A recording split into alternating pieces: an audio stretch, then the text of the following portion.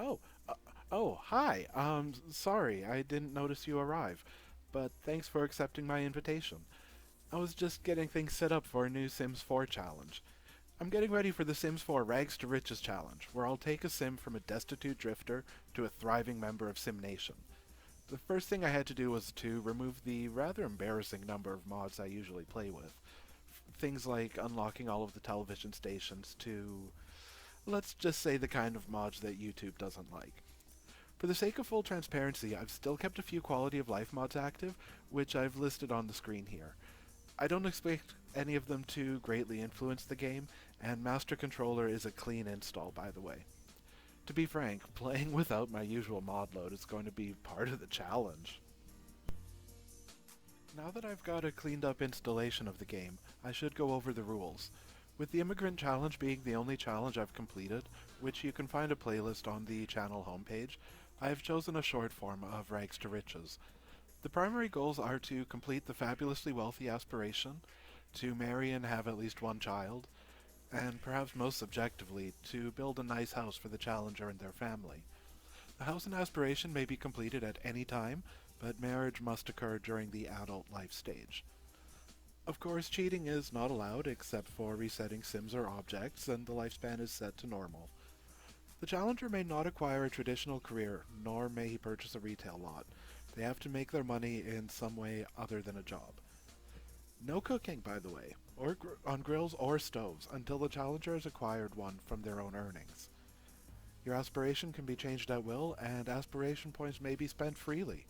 Only one potion of youth may be purchased, though. Also, all owned DLC is allowed. Next, we need our sim.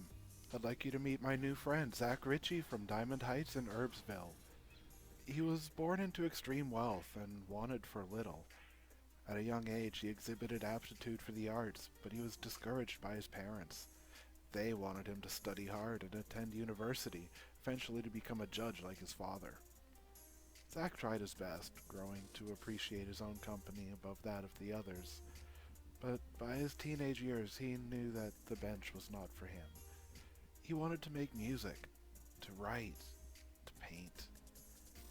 Begrudgingly, his parents accepted this, but not without any extreme criticism. The one thing his parents couldn't accept, however, was just after high school graduation, Zach told them he's gay. He was banished and removed from the Wills, and I found him at the Waterside Warble in San Myshuno. But he's a bit stubborn, and he refuses help, insisting on finding his own way. He's claimed himself a plot of land in Willow Creek, where we join him now.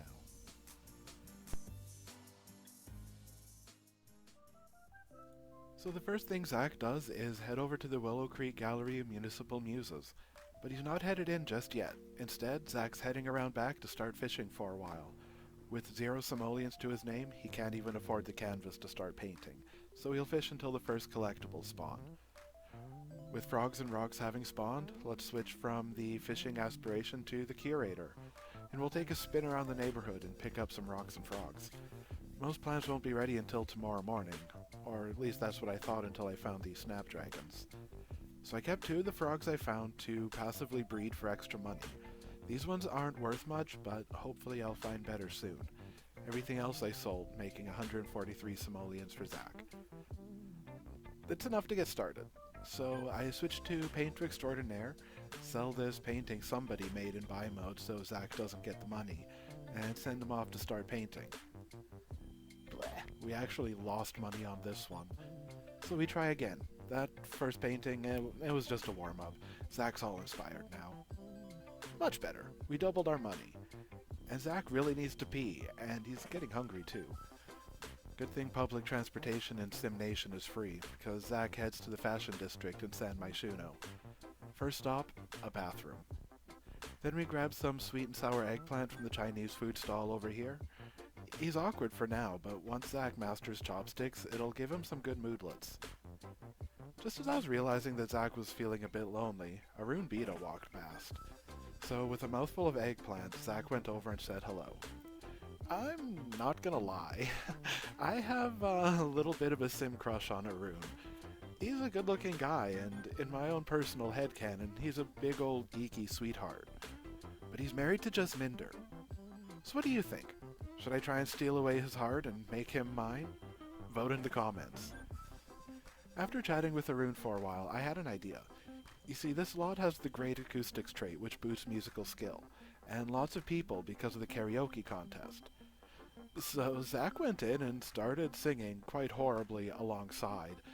A few people even took pity on him and threw a few simoleons his way. It's not a lot, but when you're this poor, every coin helps.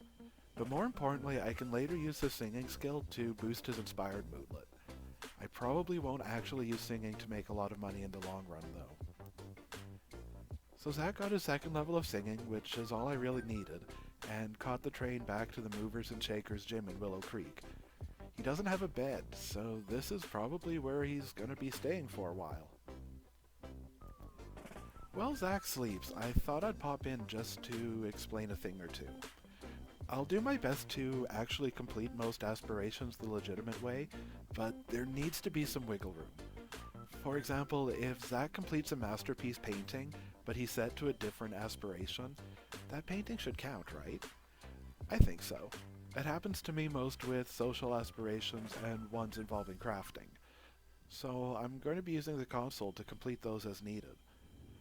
Also, whether for a challenge where I can't get a job or any other reason, I've never cared about job levels for completing aspirations. So if all other needs are met, Zach passes that level.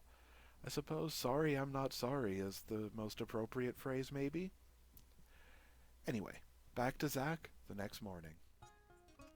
So many hours of napping later, and Zach is out in the rain, gathering the collectibles that spawned overnight.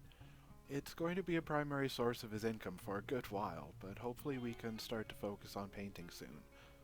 But his needs are getting a bit low, so let's grab these last few things.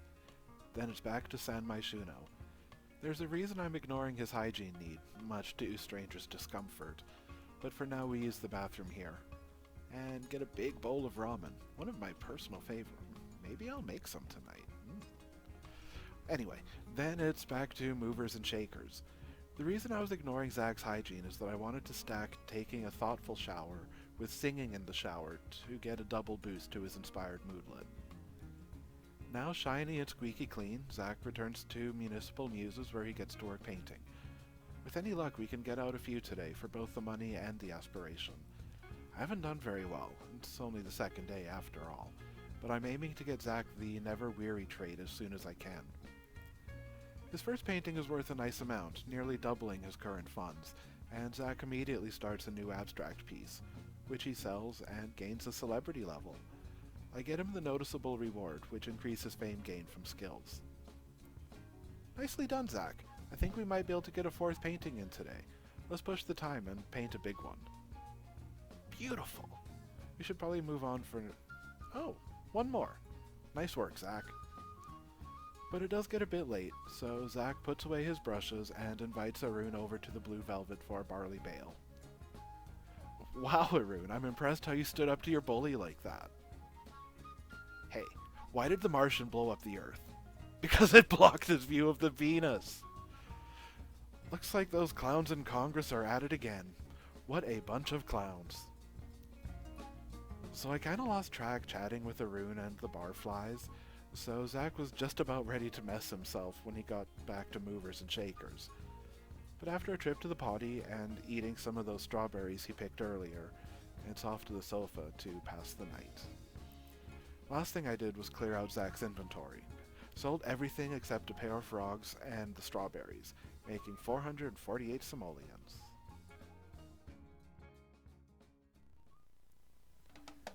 I think I'm going to end this episode here. I don't know whether I should apologize for the short video, or for being gone so long. But if you're watching this, you do have my sincerest thanks. But for now, be sure to like, comment, subscribe, and ring that little bell. It all helps with the deadly beast that is the algorithm. And until next time, this has been Tugarin Zmey, the Gentleman Simmer, wishing you peace and love, whoever you may be.